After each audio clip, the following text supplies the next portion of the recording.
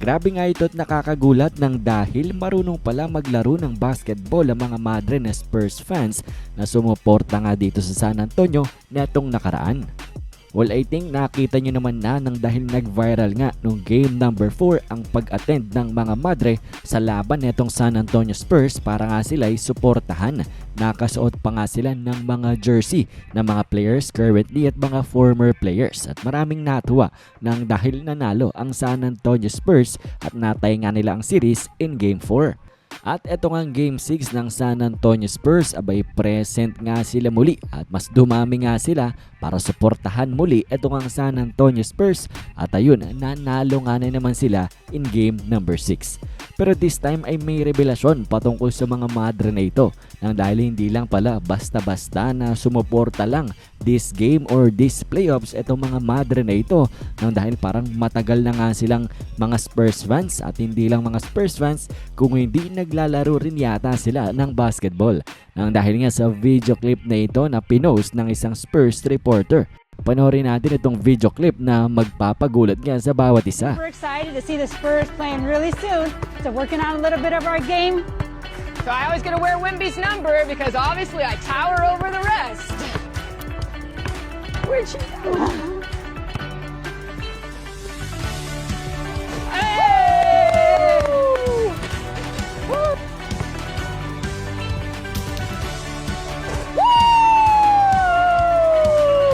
We're gonna win tonight!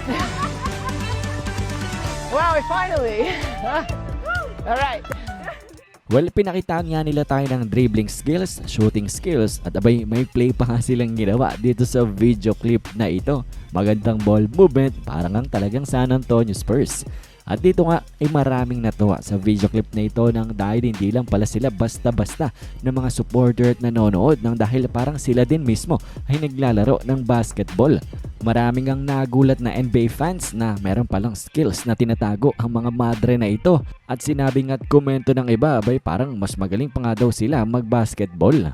Maraming ang natuwang mga fans dito sa video clip na ito na na-post at sinasabi ng mga Spurs fans abay dapat daw umattend din sila in game number 7 nang dahil every time nga daw na sila ay present at sumusuporta sa San Antonio Spurs ay nananalo nga sila. 2-0 ang record ng Spurs kapag in attendance ang mga madre na ito. At mukha nga din na matagal na silang mga San Antonio Spurs fans nang dahil yung iba dito ay naka-old throwback jersey ng San Antonio, mga jersey nila Tim Duncan, nila Ginobili. At kaya nga daw ay sana na itong San Antonio Spurs ay sponsor itong mga madre na ito at isa mga sa game number 7 para nga suportahan muli ang San Antonio Spurs against sa OKC Thunder sa kanilang elimination game. Anyways, kayo ba ano bang masasabi nyo? Anong inyong opinion patungkol nga dito sa video clip na pagre-reveal na may skills palang tinatago? Ito nga ang mga madre na ito. Komento nyo lamang yan.